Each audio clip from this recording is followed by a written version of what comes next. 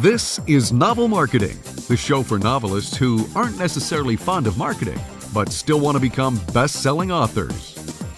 Episode 159. I'm James L. Rubart, but please call me Jim. And I'm Megan Haskell. And I'm Greta Boris. And in this episode, we're going to talk to you guys about how to take charge of your career in ways that will make it fly higher, faster, and for longer. And to help us figure all this out are two special guests, Megan Haskell and Greta Boris. Megan and Greta are best-selling, award-winning authors, both fiction and nonfiction, and they co-own Orange County Writers, which is a network of published and aspiring authors. Welcome to the program, ladies. Thank you so much. Yes, thank you. You're welcome. So let's just dive in. We know that we should take charge of our career, but a lot of us aren't even sure what that exactly means. Can you explain that a little bit, what taking charge looks like? Yeah. So basically we wrote this book and this concept because Greta and I are both traditional. Well, Greta is traditionally published and I am independently published. And together we realized that there's so much information out there that people get so easily overwhelmed that they get stasis and they don't know what to do or where to go or how to move forward. So that's the goal. It's a guide for helping you overcome some of that overwhelm and find the solution that fits you and your personality and your project and moves you forward in your goals as an author. I really liked the Brian Cohen wrote us a little blurb, and I really liked what he said about, do you feel like you're getting drowned in the information fire hose that's on the internet, and then take a nice little sip of whatever he said. He said it much better than I'm saying it, but I liked that because it's very much that. This is a surface, an overview, just to help people decide what they even need to know. Sometimes you just don't even know what to ask. You're so confused at what's going on. So that was the reason for the book. Well, it makes sense because there is so much information coming at us. I don't know if you guys subscribe to newsletters. I'm sure you do, but all these newsletters and blog posts and Facebook, and in one sense, the internet has given us all these unbelievable resources at our fingertips. On the other hand, it truly is the cliche, fire hose and teacup. And so you guys, talk to me a little bit more about that. You guys have kind of distilled down, hey, wait, before you start subscribing to all these things, before you start taking in this information, take inventory. Talk to me a little bit more about that. Basically, we run these write-ins around Orange County, and we're sitting around tables with aspiring authors, and we also have taught some workshops and conferences. And so we're around a lot of people who want to publish, haven't published yet, and we got the same questions over and over again. And a lot of those questions revolve around which pathway. And just knowing that much, just where to start, because, to dive into all that amazing stuff on the internet, you kind of have to know, well, which thing do I need to know more about? And since, as Megan said, I'm traditionally published and she's independently published, we thought we were kind of a good duo to give them, let them know, here's what you have to do for each different path. And one of the things that I think we did, I like to think we were clever about, maybe it really wasn't that clever, I don't know, but we actually put together this super scientific, not at all, little quiz about your skill set. So basically trying to take inventory of who you are as a person and what your skill sets are, what your goals are, what kind of abilities you have to bring to the process, because that's actually going to determine more than anything else, especially for new authors, aspiring authors who have not yet been published at all. That's going to determine which path they want to go. Because if you're like me, you're type A, you're business oriented. I actually have a degree in finance, not that I really use it anymore, but it's that kind of business oriented entrepreneurial spirit that lends itself very well to the independent publishing path. But someone who really is focused on the art, is really focused on the prestige and the accolades of producing a book, of publishing a book, they're going to want to go for that big 5 contract. And that's what we're trying to help people determine, because it's actually been a surprise for a lot of people which path they were more suited for. You know, someone who's very hands-on and wants to make decisions about their cover really can't go that big 5 route and be happy. But someone who is like, I don't care, you decide, is going to be great with the big 5 decision. So that's kind of how we started out, is with this little quiz. And then from there, we walk through the pros and cons of each of the different paths to publication, what's the same about them, what's different. And, you know, that process of turning a hobby into a serious endeavor that you're hoping to make money on eventually. Okay, so let's ask those first 3 questions. In other words, if you had a freshman writer, using the analogy of freshman, sophomore, junior, senior, and then graduate means getting published, for that freshman or sophomore writer, what are the top 3 questions that they have to ask themselves right away? Can you balance your checkbook? And patience. How patient are you, and how much time do you have? Because if you want to see your book that you just finished on the shelf where people can buy it within a year, you're not going to want to just stop life, find an agent. Then that agent has to find a publishing house. I mean, that's a long-tailed process. So there's also, how patient are you? That's a very big thing.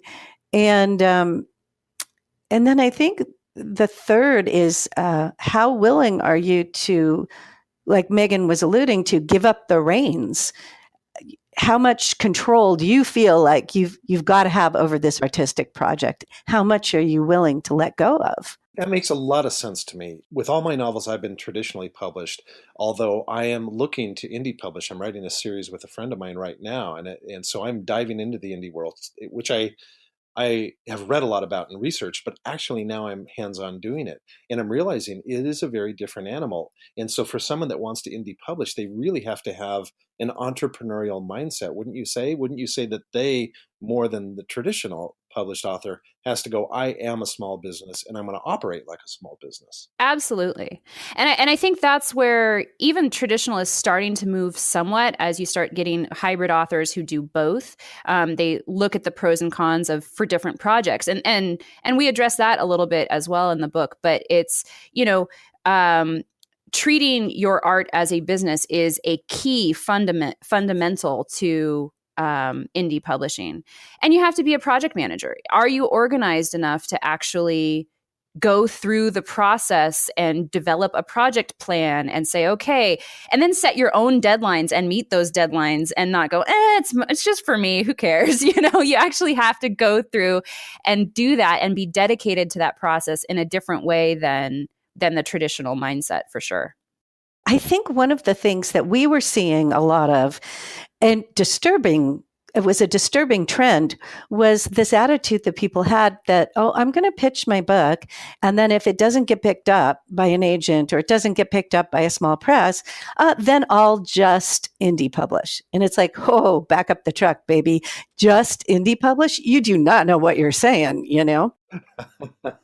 Right. I like that. It's like somebody saying, well, you know, I'm going to have somebody build a house for me, or I'm going to build a house myself. If you're going to be the general contractor, oh my gosh, you're not just building a house. You are going in there and doing a lot of work on that. Right. Exactly. So one of the issues that, I don't care if you've written 40 novels or 0 novels, finding the time to write seems to be an evergreen issue. Advice for writers that are going, I want this to be a career, but I simply cannot find the time. What do you tell those people? I actually teach a whole class on that. Because she is amazing at this. She is amazing. Well, so I have 2 young kids at home. I'm a stay-at-home parent actually first before I'm a writer. So for me, finding the time to write is critical. And the number one thing that I tell people is that you have to establish habits and you have to establish goals, and start out, you know, with small steps, right? So it might be that your goal is every night after the kids go to bed, you're going to sit down at your computer and you're going to open up your word processor, whatever that may be. that could be your goal. But that one little teeny tiny thing starts the habit. And so once you start building that habit, then your goals start to increase and you can actually make significant progress on your manuscript. But so that's the number one thing, I think, is just building those habits and creating these little mini microscopic goals that no matter what, you can achieve it. You just have to, get your butt in your chair, kind of a deal. And then as you get better at that and you start making those habits, you start to develop other things I call triggers that help put you in the right mindset for producing words. And I say words, but it can be any, like working. We'll call it working on your manuscript, because it could be editing instead of first draft or whatever. But you start to develop these triggers. So for me, it's actually like opening up my laptop, opening up Scrivener, and I reread the last, couple paragraphs or whatever I was writing the night before. And I have my headphones on with, Brain FM is what I listen to, which is basically a white noise focus music kind of a thing. And that's my trigger. And once that's done and I've got my word processor open and I've got my headphones on, I'm in it. And I can write, I can write in sprints, and there's lots of other little tips and tricks too. But doing those two things, developing habits and developing triggers, will get those words or get that work done a lot faster than you realize. One of the things I did when I was first starting out is I said to myself, I can do anything 20 minutes a day, Yep. And I wrote my first novel really in 20 minutes a day, the majority of it. But what I found, and maybe you find this with your small goals, I love that idea, really small. It's just opening it up. And maybe at first it's only opening up and just reading a little bit of what you've written. But what I would find is I'd sit down to do my 20 minutes. And more often than not, that would turn into 35 minutes and 40 minutes. But that habit stacked upon itself. Absolutely. I think the other thing, years ago, I was a personal trainer and a health and wellness coach. And I think all of these things kind of dovetail together. It's getting somebody to add something into their life that is a desire, something they want to do, but they have to add it in. And another thing that we do talk about a little bit in the book and we teach in workshops is the prep time, like planning, scheduling. When are you going to have your writing sprints, your stints, at what time of day, but then also knowing what you're going to write before you sit down to write it. And that is difficult for people who are pantsers.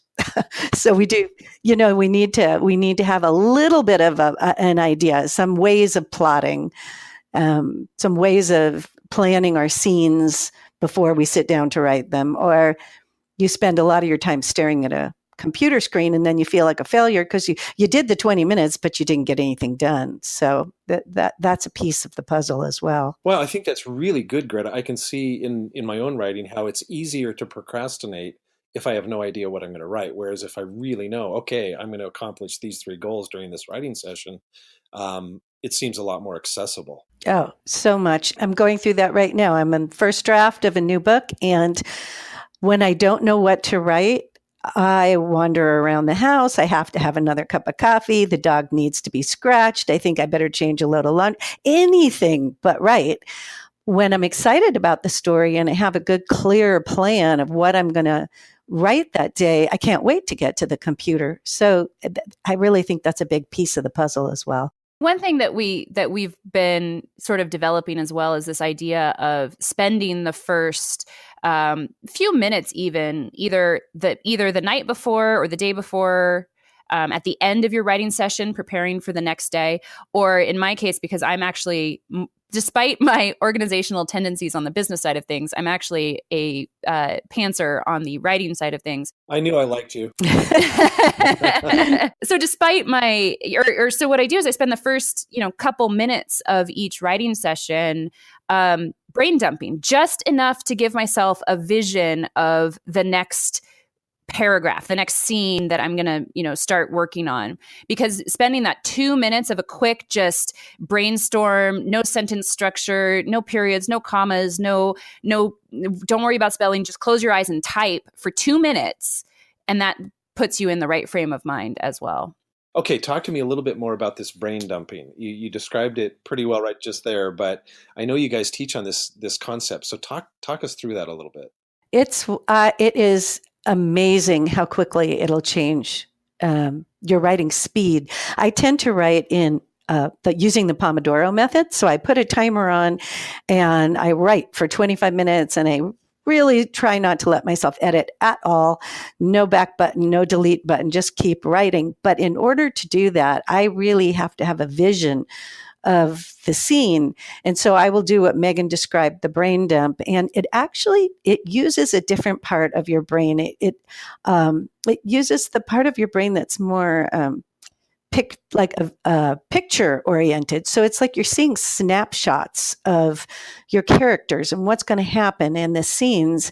And you can get into a creative flow a lot more easily, because once you start writing and you're having to make word choices and punctuation choices and, analogies and metaphors and all that fancy literary stuff, that's a lot of decisions. And so if you can eliminate as many decisions as possible by having a very clear, almost like a movie in your head of what's going to happen, my writing speed has just gone up dramatically.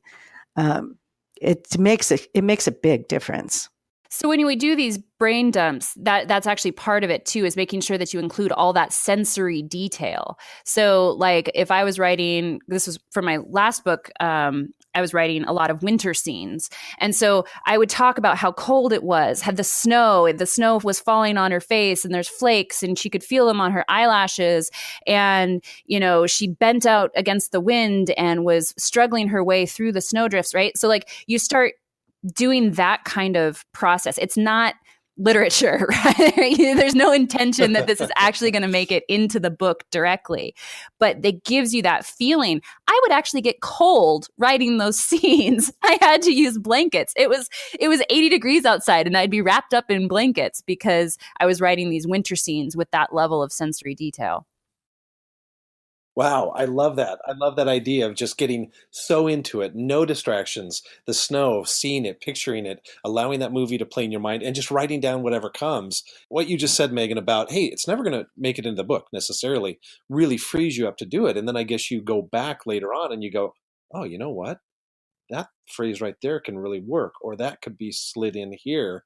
And so it does make it into the book, but not in a way that paragraph for paragraph, I would think. Right, exactly. And like I said, you do it for 2 minutes before you actually start writing the scene, and it clarifies everything so much in your head that as you're writing, even if you don't say, or you might have brain dumped that, oh, the snowflake fell on her eyelash. That might make it into the book in a different phrasing or something, but it's not a direct translation. It's just a 2-minute quick flash fiction, never going to see the light of day, to put you in that scene. Another thing it can help with, because I write suspense and mystery, it's a giant crossword puzzle a lot of the time, and when I'm brain dumping, it helps me untangle some of those tricky bits and the twists and the turns, and my brain is more freed up for an idea how to tweak that scene so it's not so expected. So something unusual happens, or and to remind myself when I do sit down to write, what are all the little details? What are the clues I have to plant? What are the breadcrumbs I have to drop? Where do I put the gun on the mantle? All those little things that are so easy to forget once you're actually writing, they end up in my brain dump, and I can go back and check that when I'm done with the scene and see, did I include everything I needed to include in that scene? So that's really helpful too. Nice.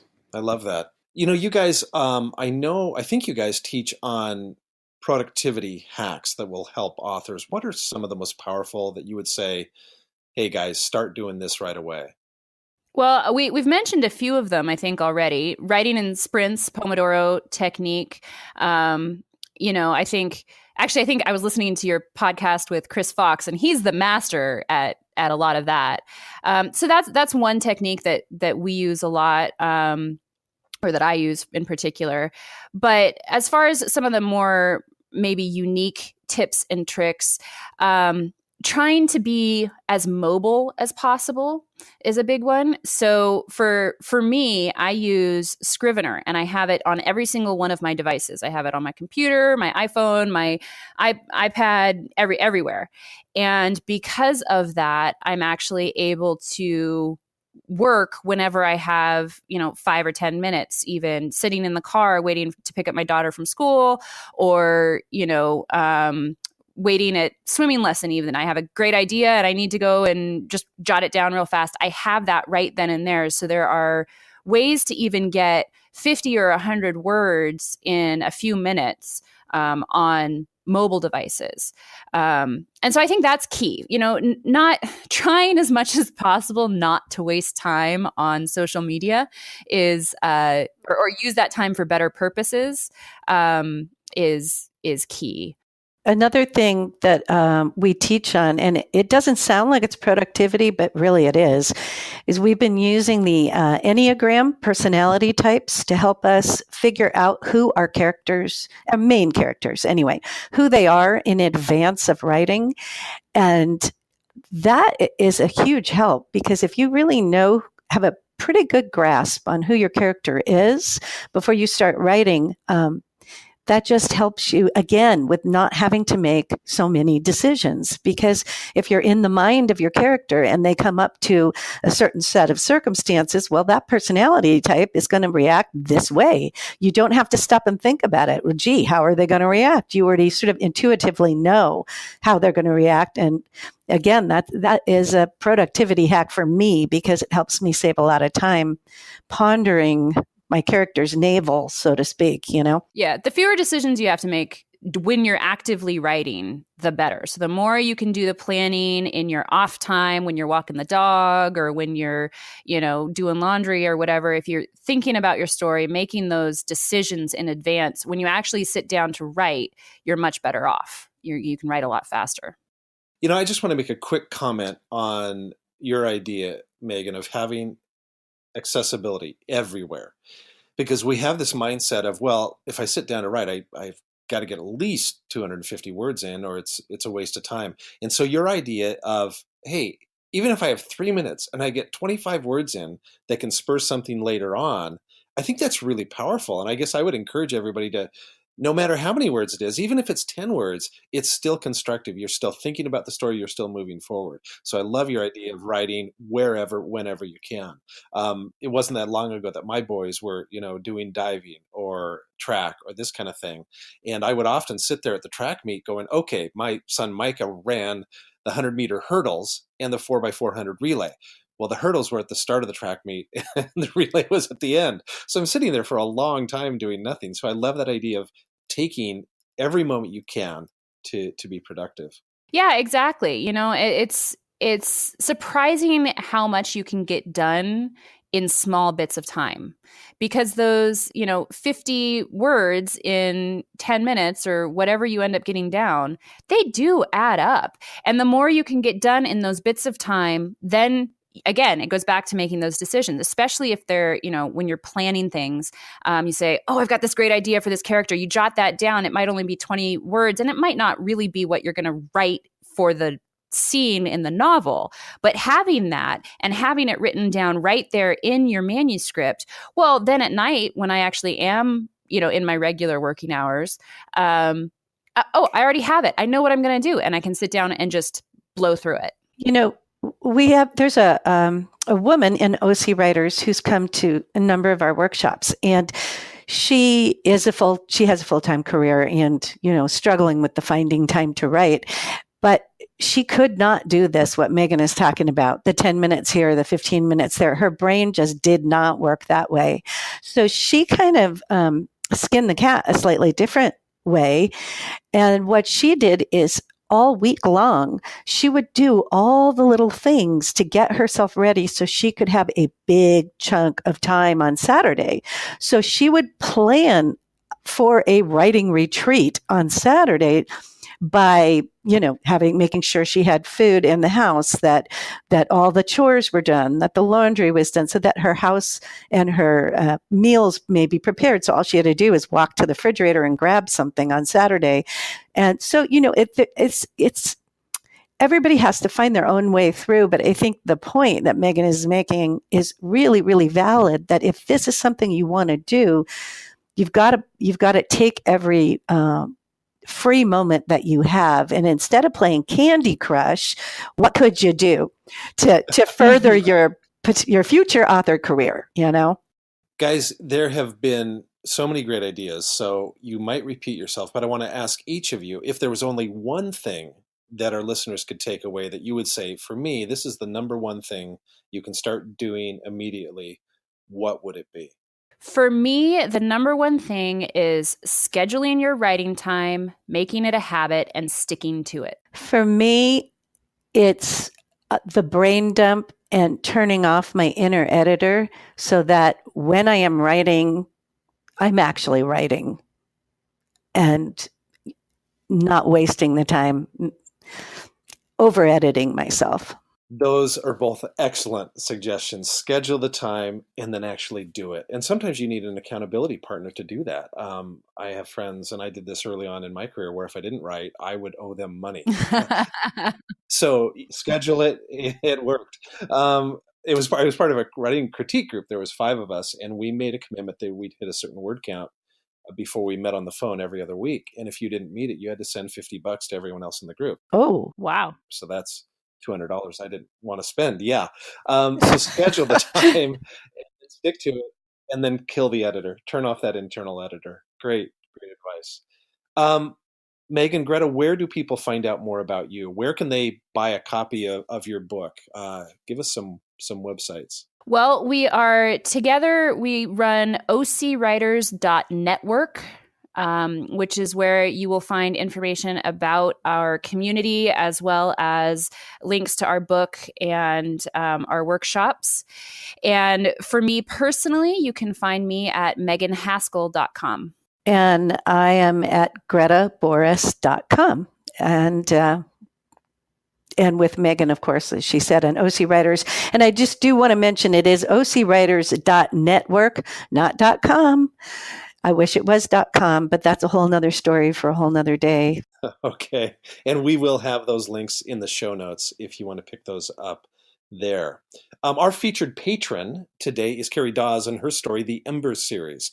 Inspector Cassandra McCarthy never thought she'd be raising her 2 daughters alone, but her husband's unexpected death forced her to find a career. Now, working beside a retired special operations soldier and veteran fireman, she serves her small North Carolina town, protecting them from hazards they don't understand.